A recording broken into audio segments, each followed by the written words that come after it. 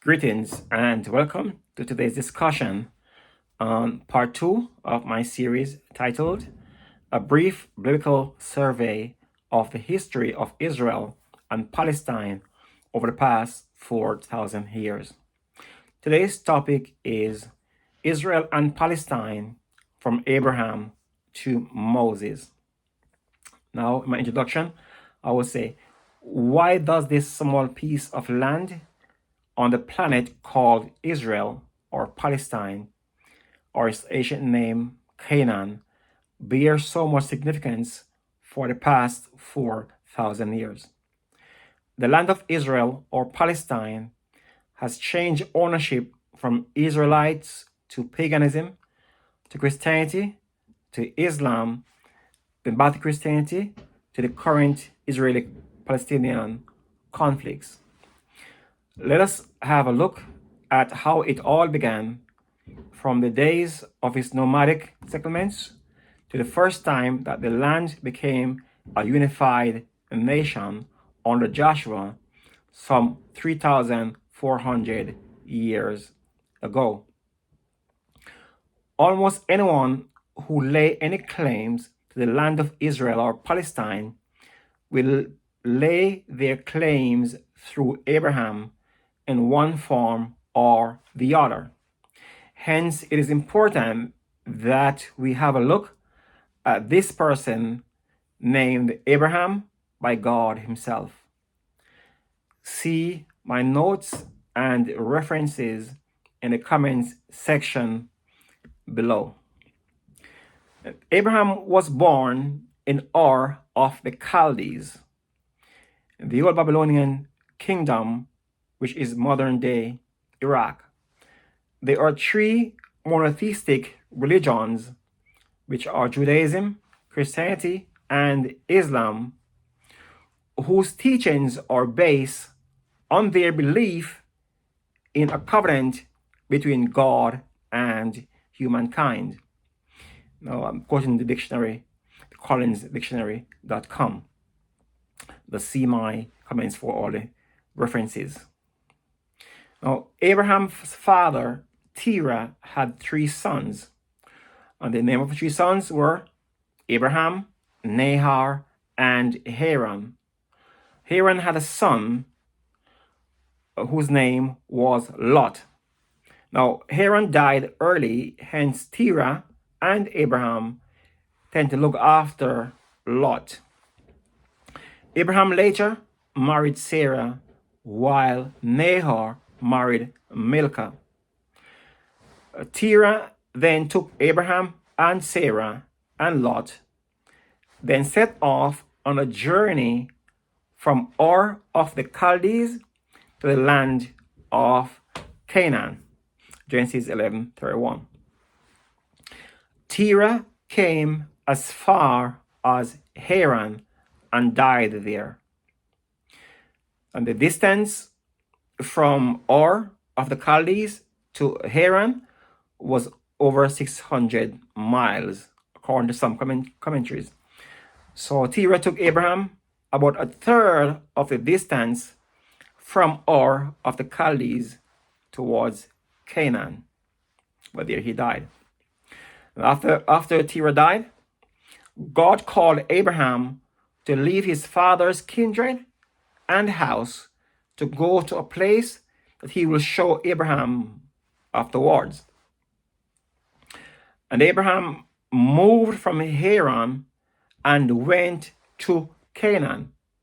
Hence, Abraham continued on the same journey as Terah had set out to do earlier. From Ur to Haran is almost the full length of the old Babylonian kingdom. Even though Abraham was 600 miles away from his hometown of Ur, God still wanted Abraham to continue the journey into Canaan as Terah had set out to accomplish earlier. Now, historically speaking, Palestine, which derives from the name Philistia, or the land of the Philistine, is a very small part of the land of Canaan. It is also a small part of the land that was captured by the Israelites when they came out of Egypt. The location of the land of the Philistines is where Gaza is today, though the boundaries might be somewhat different today from what it was back then. So the ancient land of Canaan, which encompasses today's Israel, Jordan, Syria, and Lebanon, according to the history of encyclopedia, it was not unified at the time of Abraham. The land wasn't unified at all. At least not the area that is called Israel or Palestine today. So maybe Syria or Jordan might have had some unification, but not the land of Palestine or Israel.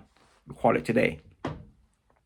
Now, and this is evident with the battle of the 5 kings against the 4 kings that lead Abraham to go on war and rescue his nephew Lot. Genesis 14, 1-17. And after which the king of Salem, later named Jerusalem, meet Abraham in that famous meeting between Melchizedek and Abraham. See reference in my notes below. Now, God promised all the land of Canaan to Abraham and his seed after him. God made it clear to Abraham that the promised land of Canaan will not be given to his firstborn son Ishmael of the maid Hagar, but that Sarah will bear a son in her old age, whose name shall be called Isaac. See reference in my notes below. God promised to bless Ishmael and make him a great nation with 12 princes, but the Abrahamic covenant is with Isaac. So then Abraham's grandson named Jacob, the son of Isaac, who was renamed Israel, and his 12 sons, along with their children, went down to Egypt due to a famine in Canaan. All Jacob's children and the grandchildren that went down to Egypt from Canaan was 70 people. And after spending 400 years, or 430 years, some would say, in Egypt, the Israelites came back to the land of Canaan about 1400 BC. Canaan was still not a unified country. The nomadic people who lived in the parts of Canaan where Israel would set up its kingdom were driven out. They were driven out or converted to Judaism, or some went and living among the local people in neighboring countries. Hence, the Israelites captured the land of Canaan as was promised by God to Abraham some 600 years earlier. And they were in control of the land for over 1,000 years. However, after about 800 years, Israel suffered setbacks by the hand of Assyria. Then about 150 years later, they suffered setbacks by the Babylonians as well. Some were taken captives to Babylon. Likewise, captives to Assyria earlier. When Israel conquered the sparsely populated land between the Jordan River and the Mediterranean Sea, this was the first time that the land was becoming a unified country. The name of this newly unified country 3,400 years ago was called Israel. The name Palestine was never coined until over 1,000 years later. And even then, it has vague meaning, as I will go through in my subsequent presentations.